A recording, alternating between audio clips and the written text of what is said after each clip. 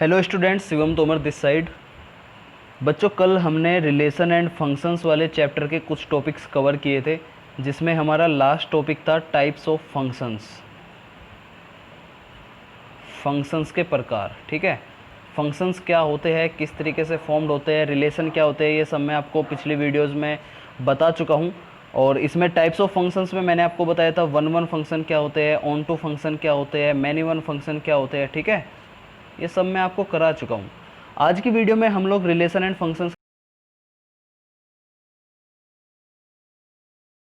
के यानी फलनों का संयोजन, हिंदी में बोलते हैं फलनों का संयोजन। इसके अलावा इन्वर्टिबल फंक्शन यानी व्युत्क्रमणीय फंक्शन क्या होते हैं, इन्वर्टिबल फंक्शन, व्युत्क्रमणीय फलन क्या होते हैं।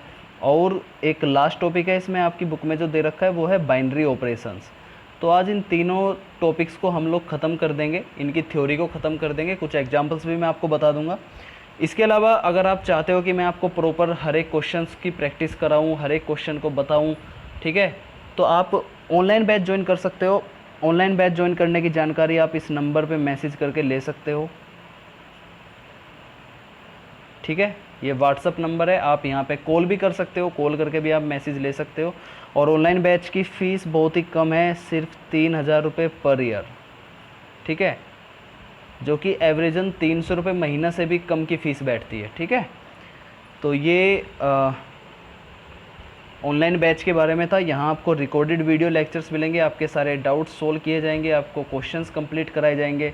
ठीक है, और आपको मैथ्स में एक्सपर्ट बना दिया जाएगा, इसकी टेंशन मत लेना आप। ठीक है, मैथ्स आपकी उंगलियों पे होगा, ये हमारा प्रयास रहेगा। और आप 90+% स्कोर करोगे आप बोर्ड एग्ज़ाम में। ठीक है, क्योंकि ये एक टारगेटेड बैच है। ठीक है, एक बात और मुझे बतानी है आपको यहाँ पे कि अगर आपको बैकग्राउंड में कोई भी नॉइज़ सुनाई देता है तो आप उसको इग्नोर करने की कोशिश करना। ठीक है, रात हो रही है तो बैकग्राउंड में कभी कुत्ते भौंकते हैं, ऊपर पंखा चल रहा है, तो इस प्रकार की आवाज़ आपको सुनने को मिल सकती है, तो आपको ये इग्नोर करना है। ठीक है, जैसे क्लास में इग्नोर करते हैं। चलो वीडियो स्टार्ट करते हैं। देखो हमारा टॉपिक क्या है आज का। सबसे पहला टॉपिक है हमारा कंपोजिट फंक्शंस। कंपोजिट फंक्शंस, ठीक है, हिंदी और इंग्लिश में कोई बड़ी दिक्कत नहीं है, आप इसे हिंदी में भी याद रख सकते हो, आप इसे इंग्लिश में भी याद रख सकते हो। हिंदी और इंग्लिश में वर्ड्स को याद नहीं रखना होता, आपको थ्योरी को याद रखना होता है। ठीक है, अगर मैंने आपको इसकी थ्योरी समझा दी तो ऐसे ही आप फलन बोलोगे, ऐसे ही आप फंक्शन बोलोगे, तो उसमें कन्फ्यूज़ होने वाली ज़रूरत नहीं है। ठीक है, अच्छा, कंपोजिट फंक्शंस क्या होते हैं? जब दो फंक्शंस का कंपोजिशन हो जाता है, हिंदी में बोलते हैं फलनों का संयोजन। राइट, फलनों का संयोजन कैसे होगा? जैसे अगर मैं ये कहता हूँ कि एक फंक्शन है F such that A tends to B.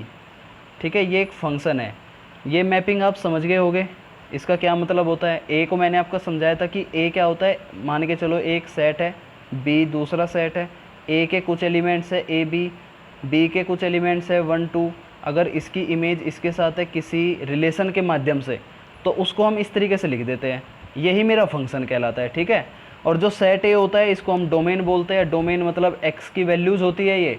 और बी सेट क्या होता है? कोडोमेन होता है। और जब इस डोमेन से यानी इस एक्स की वैल्यू से कुछ वैल्यूज़ बी में पड़ती है, उसको हम रेंज कहते हैं। ठीक है, बी क्या होता है? मेरा कोडोमेन होता है, यानी एक्स की इमेज ही तो है बी के एलिमेंट्स। बी के एलिमेंट्स, ध्यान से सुनो मैं क्या कह रहा हूँ, बी के एलिमेंट्स एक्स की इमेज ही तो है। तो x की इमेज को मैं ऐसे लिख सकता हूँ fx, x की इमेज को मैं ऐसे लिख सकता हूँ fx, और वही मेरा कहलाता है फंक्शन। ठीक है, तो फंक्शन की ये मैपिंग होती है f such that a tends to b, ये एक फंक्शन है। एक दूसरा फंक्शन मैंने लिया g such that b tends to c, यानी एक सेट है b जो कि c पे जा रहा है, c के साथ रिलेट करता है। राइट, ये दूसरा फंक्शन है। तो कंपोजिशन ऑफ फंक्शन ये कहता है कि जब दो फंक्शन को कंपोजिट किया जाता है, तो यहाँ कंपोजिट करने का मतलब ये है कि देखो यहाँ पे भी एक सेट है, कॉमन सेट है बी, यहाँ पे भी एक सेट है, कॉमन सेट है बी। राइट, ए बी से बी पे जा रहा है और बी सी पे जा रहा है, तो जब इनका कंपोजिशन करेंगे तो उसको हम ऐसे लिखेंगे गोफ। ये वर्ड आपको अपनी बुक में देखने को मिलेगा, g o f, such that A tends to C, यानी ये कंपोजिशन ऑफ फंक्शंस, दो ऐसे सेट का रिलेशन होता है जिसमें बीच में एक कॉमन सेट होता है। ठीक है, A tends to B, A B पे जा रहा था और बी सी पे जा रहा है, तो कंपोजिशन करने पे ए सी पे जाएगा। ठीक है, आप ऐसे याद रख सकते हो। और ये एक प्रॉपर्टी भी थी, कल हमने इक्विवेलेंस रिलेशन पढ़ा था, उसमें एक प्रॉपर्टी थी ट्रांजिटिव प्रॉपर्टी, याद होगी आपको। ट्रांजिटिव प्रॉपर्टी में मैंने ये बताया था कि जैसे ए अगर बी को रिलेट करता है, बी सी को रिलेट करता है, तब ए भी रिलेट करना चाहिए सी को। ये ट्रांजिटिव प्रॉपर्टी थी। कुछ ऐसे ही प्रॉपर्टी आपको दिख रही होगी यहाँ पे कंपोजिट फंक्शंस में, ठीक है। जब दो फंक्शन को कंपोजिट किया तो पहला फंक्शन जिसकी इमेज ए टू बी थी, दूसरा फंक्शन जो बी टू सी था, कंपोजिट करने पे गोफ बन जाता है ये, और ये ए टू सी हो जाएगा, ठीक है। ये जनरल सी डेफिनेशन है, जनरल सी थ्योरी है, जिसको आप समझ गए होगे, ठीक है। गोफ का मतलब क्या होता है, ये गोफ जो हमने लिखा है इसका मतलब क्या होता है। देखो गोफ एक्स का मतलब है दो फंक्शन है जो कि कंपोजिट हो चुके हैं, ठीक है। कंपोजिट हो चुके हैं तो इसको हम ऐसे भी लिख सकते हैं जी ऑफ एफ एक्स। इसका मतलब ये है कि पहले ये जो एफ एक्स है, ये एफ एक्स तो फंक्शन है एक्स का, ध्यान से समझ लेना, ये जो एफ एक्स है ये फंक्शन है एक्स का, लेकिन ये जो फंक्शन जी है ये फंक्शन है एफ एक्स का। बात आ रही है समझ में। अगर मैं सिर्फ एफ एक्स फंक्शन की बात करूँ तो एफ एक्स फंक्शन है सिर्फ एक्स का, ये वाला फंक्शन सिर्फ एक्स का फंक्शन है। लेकिन अगर मैं इस फंक्शन की बात करूँ तो ये वाला फंक्शन एफ एक्स का फंक्शन है, ठीक है। तो गोफ का मतलब क्या है, जी ऑफ एफ एक्स। ऐसे ही अगर मैं एक वर्ड लिखता हूँ फोग, इसका मतलब क्या होगा, इसका मतलब होगा f of g x, right. यानी ये जो जी फंक्शन है ये फंक्शन है एक्स का, और एफ फंक्शन किसका है, एफ फंक्शन है जी एक्स का। बात आ रही है समझ में, ठीक है। कैसे, एक एग्जांपल से समझाने की कोशिश करता हूँ।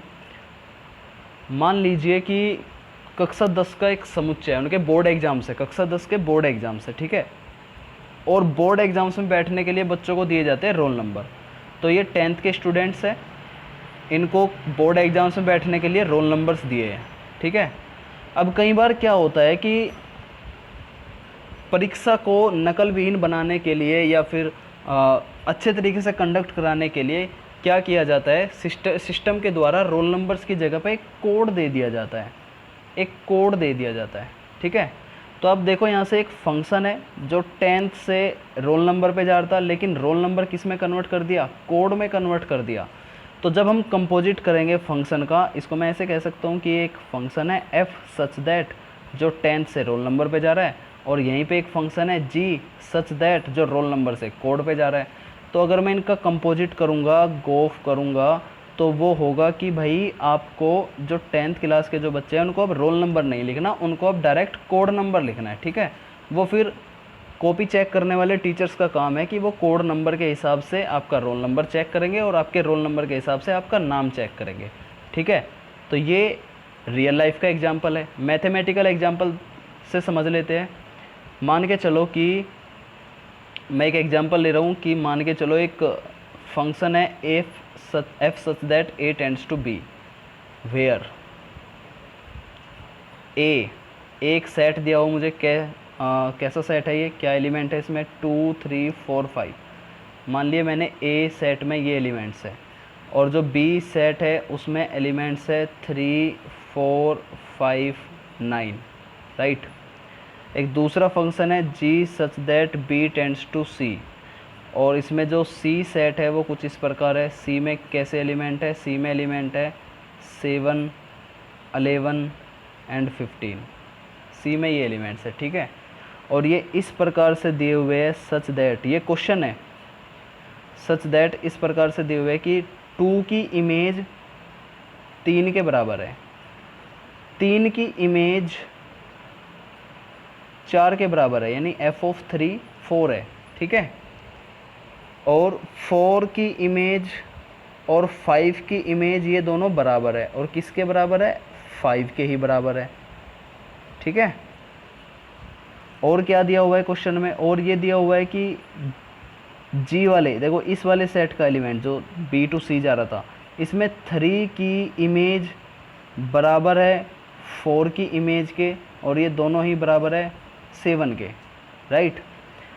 ऐसे ही कुछ 5 की इमेज बराबर है 9 की इमेज के, और ये दोनों बराबर है 11 के। ये आपको क्वेश्चन दिया हुआ है, ठीक है। क्या दिया हुआ है क्वेश्चन में, एक फंक्शन दिया हुआ है, फंक्शन में 2 सेट है, एक सेट है एक ए और एक सेट है बी, ठीक है। सेट ए के एलिमेंट्स है 2 3 4 5, सेट बी के एलिमेंट्स है 3 4 5 9, राइट। दूसरा फंक्शन दिया हुआ है G such that B tends to C, जिसमें बी के एलिमेंट्स है 3 4 5 9, सी के एलिमेंट्स है 7 11 15, ठीक है। और इस प्रकार से दिया हुआ है कि 2 की इमेज, इस वाले 2 की इमेज है ये वाला 3, ठीक है। इस वाले 3 की इमेज है ये वाला 4, सेट बी का 4, ठीक है। 4 की और 5 की इमेज दोनों बराबर है, किसके बराबर है, इस वाले 5 के। और क्या दिया हुआ है, 3 की इमेज, देखो इस वाले 3 की इमेज और इस वाले 4 की इमेज है ये वाला 7, और 5 की इमेज और 9 की इमेज दोनों सेम है और उसकी इमेज है 11। ये क्वेश्चन में दिया हुआ है। पूछा क्या है, क्वेश्चन में पूछा है फोग निकाल दो और गोफ निकाल दो, ठीक है। फोग नहीं पूछा, गोफ पूछा है। तो नेक्स्ट पेज पे चलते हैं, देखो कैसे करेंगे इसको। क्वेश्चन आ गया आपको समझ में। पूछा है कि गोफ बताओ क्या होगा। मैंने अभी आपको बताया गोफ को हम ऐसे लिख सकते हैं जी ऑफ एफ एक्स,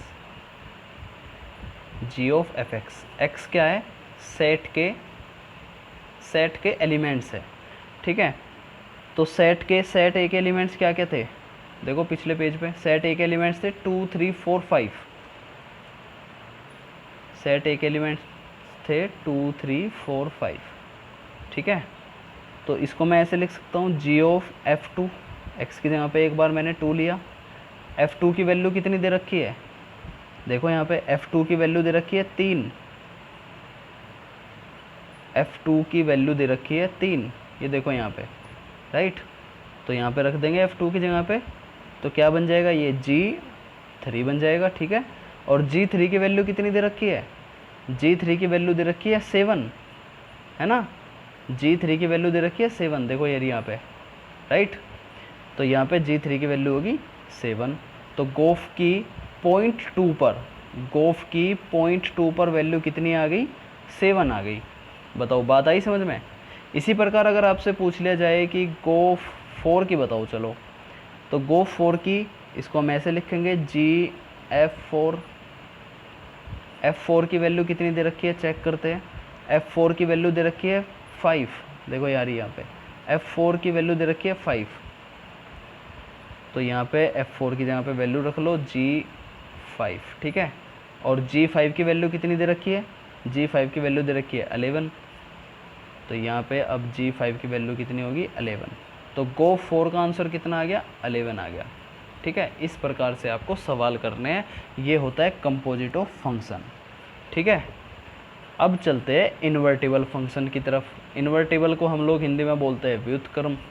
तो फंक्शन है हमारा व्युत्क्रमणीय फंक्शन, व्युत्क्रमणीय फलन, इन्वर्टिबल फंक्शन,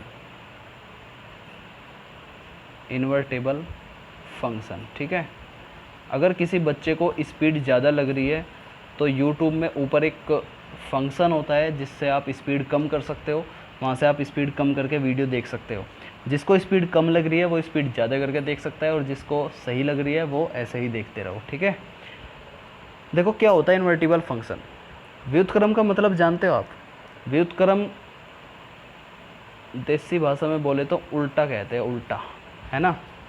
जैसे अगर मैं आपसे कहूँ 5 का उल्टा क्या है, 5 का व्युत्क्रम क्या है, 5 का इन्वर्स क्या है, आप बोलोगे 1/5 यानी 1/5 है ना। अगर मैं आपसे कहूँ कि 1/6 का इन्वर्स क्या है, आप कहोगे सर 6 है, ऐसा ही है कुछ। तो मैं आपसे ये कहना चाहता हूँ कि इन्वर्स फंक्शन की यहाँ से अगर मैं डेफिनेशन बनाऊँ तो मैं ये कहूँगा कि अगर 2 एलिमेंट्स की मल्टीप्लाई कर दूँ, मैं अगर मैं 2 एलिमेंट्स की मल्टीप्लाई कर दूँ और वो 1 के बराबर आ जाए तो हम ये कहेंगे कि वे दोनों एलिमेंट एक दूसरे के इन्वर्स है। नहीं भाई बात समझ में। देखो यहाँ 5 का इन्वर्स 1/5 था, इसको मैं A मान लेता हूँ, इसको मैं B मान लेता हूँ। अगर मैं इन दोनों की मल्टीप्लाई करूँ 5 × 1/5 तो कितना आंसर आएगा, 1 आएगा ना। ज़रा देखो ये यही डेफिनेशन फॉलो नहीं कर रहा क्या? इसको मैंने a माना था, इसको मैंने b माना था, इधर बराबर 1 आ गया। तो इस डेफिनेशन से हम ये कह सकते हैं कि किसी भी दो एलिमेंट का जो इन्वर्स होता है वो तब होता है जब उन दोनों एलिमेंट की मल्टीप्लाई 1 के बराबर आ जाए, राइट। ये तो बात थी एलिमेंट्स के ऊपर। अगर मैं फंक्शन की बात करूं कि फंक्शन इन्वर्टेबल कब होगा, तो फंक्शन इन्वर्टेबल तब होगा, देखो दो फंक्शन है f such that x tends to y, और दूसरा फंक्शन है g such that y tends to x। जब फंक्शन इन्वर्टेबल हो जाता है तो उसके डोमेन और कोडोमेन चेंज हो जाते हैं, तो y टेंड्स टू x पे जाएगा। अब ये दोनों फंक्शन एक दूसरे के इन्वर्टेबल कहलाएंगे यदि गोफ तो बराबर हो जाए i ऑफ x। i का मतलब क्या है? i का मतलब होता है आइडेंटिटी। आइडेंटिटी का मतलब क्या होता है? 1 होता है। तो मैं ये कह रहा था कि ये दोनों फंक्शन इन्वर्टेबल हो गए यदि गोफ बराबर आ जाए ix एंड फोग बराबर आ जाए iy के। ix का मतलब है इसकी x की आइडेंटिटी, ix की आइडेंटिटी x होगी, iy की आइडेंटिटी y होगी, ठीक है। तो ये डेफिनेशन है इन्वर्टिबल फंक्शन की। अगर बोर्ड एग्जाम में आपसे पूछा जाए कि what is the definition of invertible function, तो आपको ये लिखना है कि if f such that x tends to y and g such that y tends to x are called the invertible functions if g o f is equal to ix and f o g is equal to iy। Clear है? इसी definition के base पर मैं आपको एक example समझा देता हूँ, ये डेफिनेशन आपको समझ में आ जाएगी। एग्जाम्पल मान के चलो, एक फंक्शन मुझे दे रखा है f(x) is equal to 4x plus 3, ठीक है। और इनकी जो मैपिंग दे रखी है वो इस प्रकार से दे रखी है कि n टेंड्स टू y, ये मुझे दे रखा है, ठीक है। अच्छा, फंक्शन क्या दे रखा है मुझे? f(x) is equal to 4x plus 3।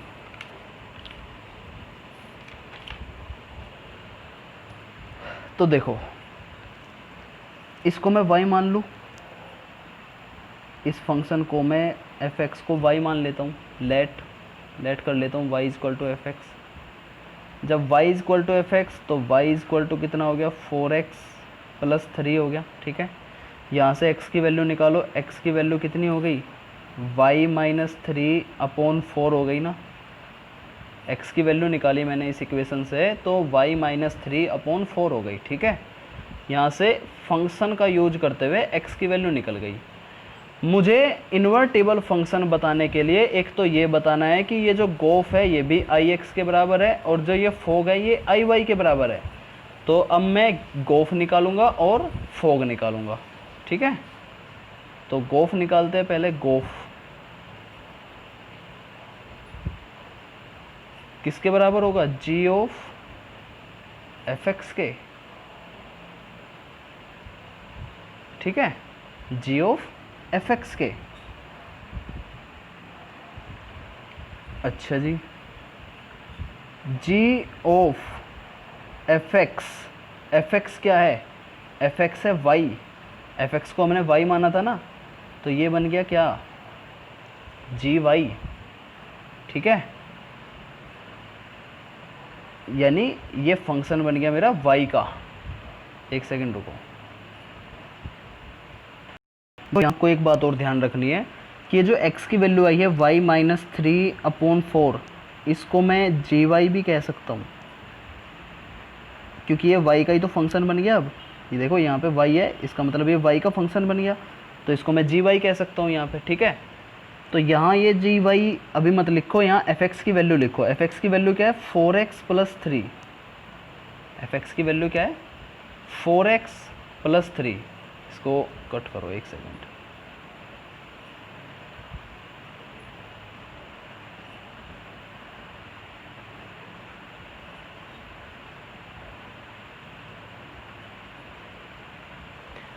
तो ये बन गया मेरा g ऑफ f(x) की वैल्यू क्या है? 4x plus 3, right. अब देखो, जो gy था, gy फंक्शन क्या था? y minus 3 upon 4। जब g वाले फंक्शन में ब्रैकेट के अंदर y है तो यहाँ पे है y माइनस 3 अपॉन 4। और यहाँ g वाले फंक्शन में ब्रैकेट के अंदर है 4x प्लस 3, तो y की जगह पे 4x प्लस 3 रख दो, तो ये बन गया मेरा 4x plus 3 minus 3 upon 4, plus 3 से माइनस 3 कैंसिल, 4 से 4 कैंसिल, क्या बचा, सिर्फ x बचा, और ये x क्या है, यही ix है। ठीक है, तो गोफ x तो हमने निकाल दिया जिसकी वैल्यू आ गई x के बराबर, यानी आइडेंटिटी आ गई। अब दूसरा काम क्या है, दूसरा काम है फोग y निकालना। दूसरा काम क्या है, फोग y निकालना। देखो उसमें निकालना था गोफ x, इसमें निकालना है फोग y। फोग y का मतलब क्या है, f of g y, right. G y की वैल्यू कितनी है, y माइनस 3 अपॉन 4 है। ठीक है, अब ये एक टाइप से fx बन गया। fx की वैल्यू कितनी दे रखी थी, 4x प्लस 3, x की जगह पे लिख दो y minus 3 upon 4 and plus 3, ये माइनस है यहाँ पे, 4 से 4 कैंसिल, 3 से 3 कैंसिल, कितना बचा, सिर्फ y बचा, और इसको मैं आई वाई लिख सकता हूँ। तो यहाँ ध्यान से देखो आप, जब मैंने गोफ x निकाला तो x बचा, जब मैंने फोग y निकाला तो y बचा, और यही हमारी इन्वर्टिबल फंक्शन की डेफिनेशन होती है। ठीक है, इन्वर्टिबल फंक्शन की डेफिनेशन ये है कि पहले गोफ x निकालो, अगर वो आई एक्स के बराबर आ जाए, फोग y निकालो, अगर वो आई वाई के बराबर आ जाए, तो इसका मतलब दोनों फंक्शन कैसे है, एक दूसरे के इन्वर्टिबल फंक्शन है। ठीक है, तो गोफ x निकाला तो x आ गया, यानी कि जिसको हमने आई एक्स कह दिया क्योंकि x आई एक्स की आइडेंटिटी है, और फोग y निकाला तो y आ गया। ठीक है, तो इसका मतलब ये जो फंक्शन है f and g are invertible,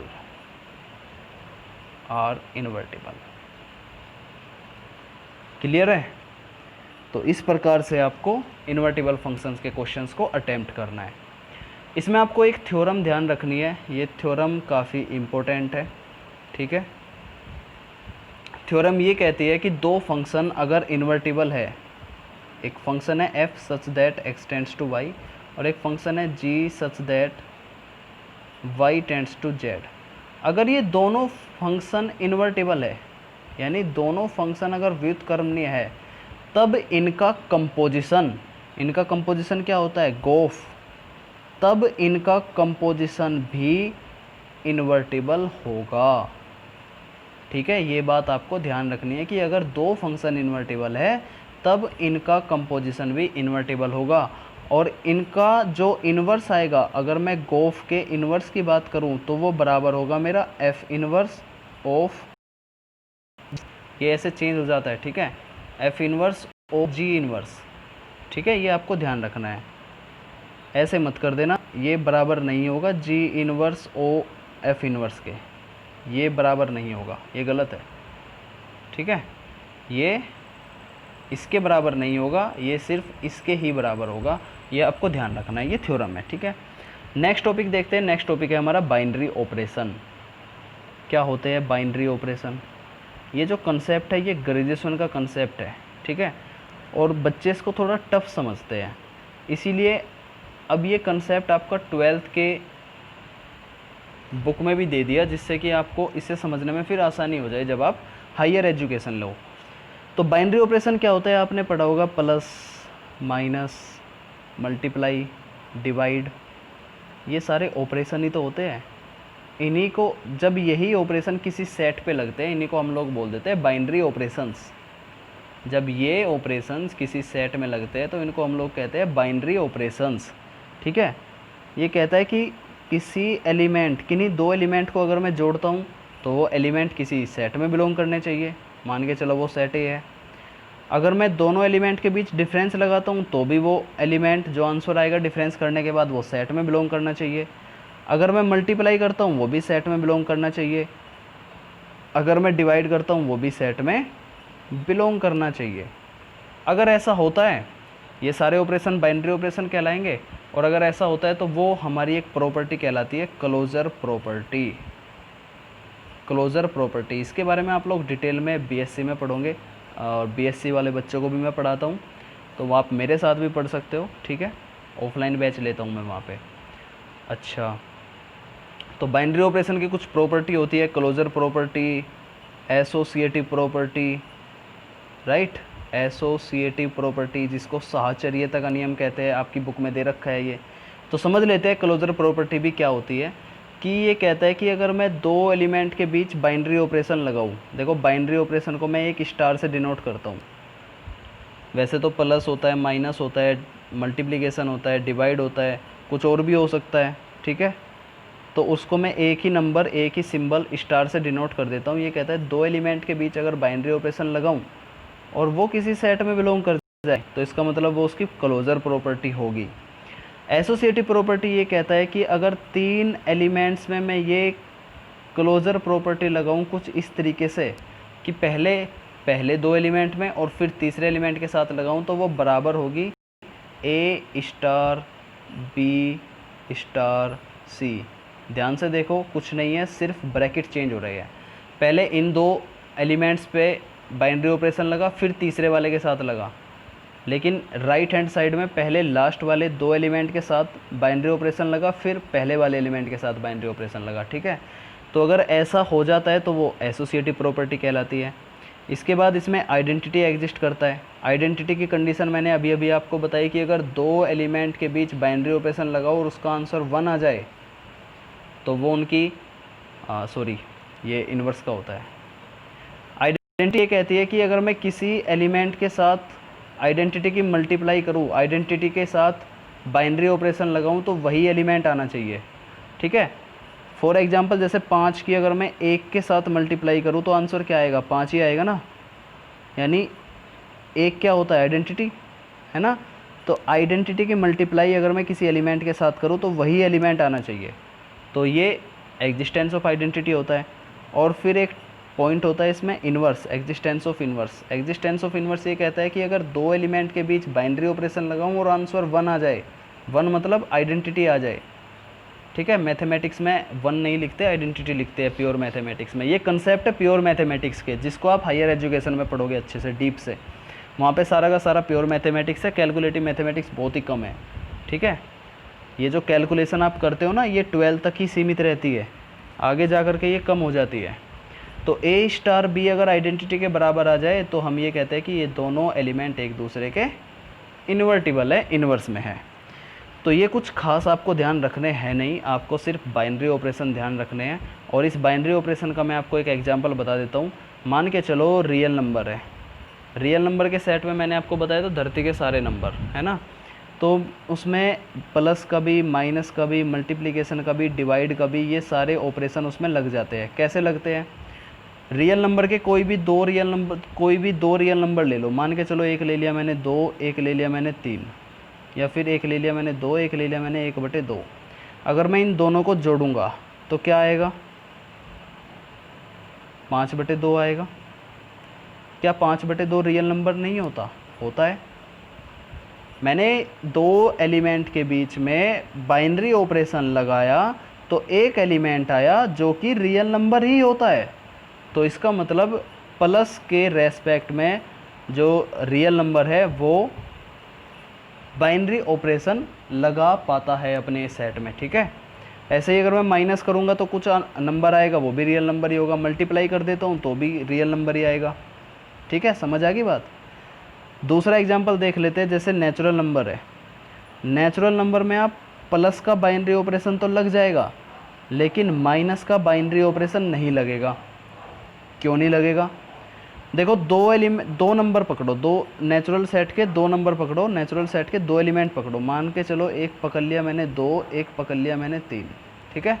ये मैंने दो एलिमेंट्स ले लिए नेचुरल नंबर्स के।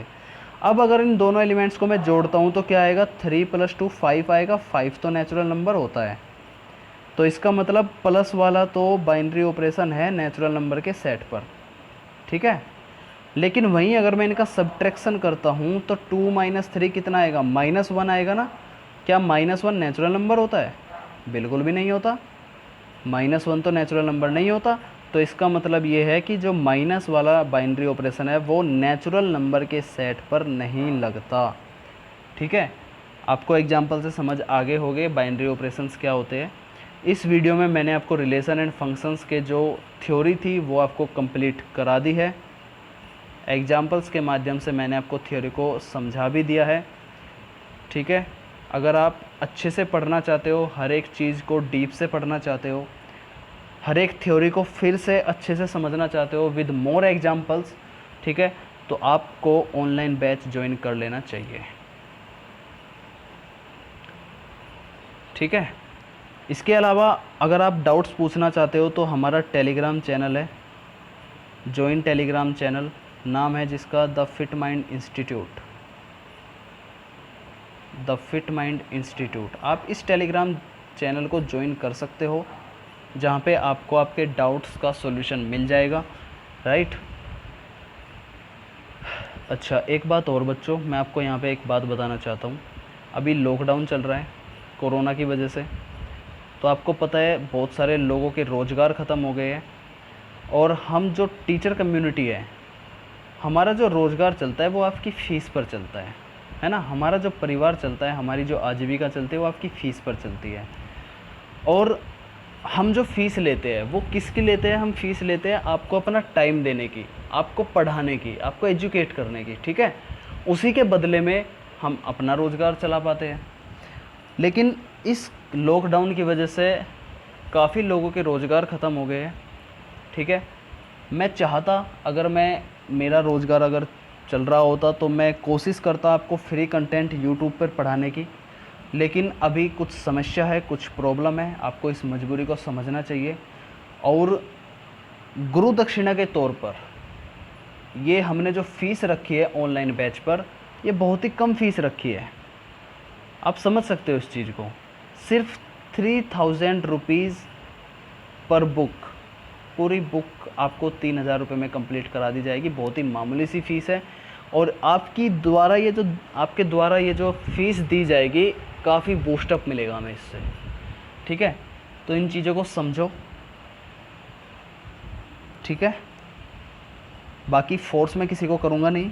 जो भी बच्चे इंटरेस्टेड है, जो चाहते हैं अपने बोर्ड एग्जाम्स में अच्छे नंबर स्कोर लाना, इसी तरीके से आपको ऑनलाइन क्लासेस मिलेगी, जिसे आप घर पे बैठ करके पढ़ सकते हो, सेफ़ रह करके पढ़ सकते हो, कोरोना से लड़ सकते हो, और बोर्ड एग्ज़ाम में अच्छे नंबर भी ला सकते हो, ठीक है। आपको कम से कम ये कंटेंट मिल रहा है, बहुत सारे ऐसे बच्चे जिनको कंटेंट भी नहीं मिल रहा, तो यानी कि जब आपके एग्ज़ाम्स होंगे आप बहुत अच्छे से तैयार हो चुके होंगे उसके लिए। तो इस वीडियो में इतना ही। वीडियो अगर आपको पसंद आई है तो वीडियो को लाइक करो, चैनल को ज़रूर सब्सक्राइब कर लो। ये बातें ऑनलाइन बैच की तो होती रहेगी, यहाँ पे इस चैनल पे बहुत सारी अच्छी वीडियोज़ आपको मिलने वाली है, ठीक है। तो चैनल को सब्सक्राइब करके रखो, इसका नोटिफिकेशन पाने के लिए बेल आइकन को ज़रूर प्रेस कर लो, और कमेंट बॉक्स में बताओ मुझे कैसा रहा सेशन, ठीक है। चलो, थैंक यू, जय हिंद।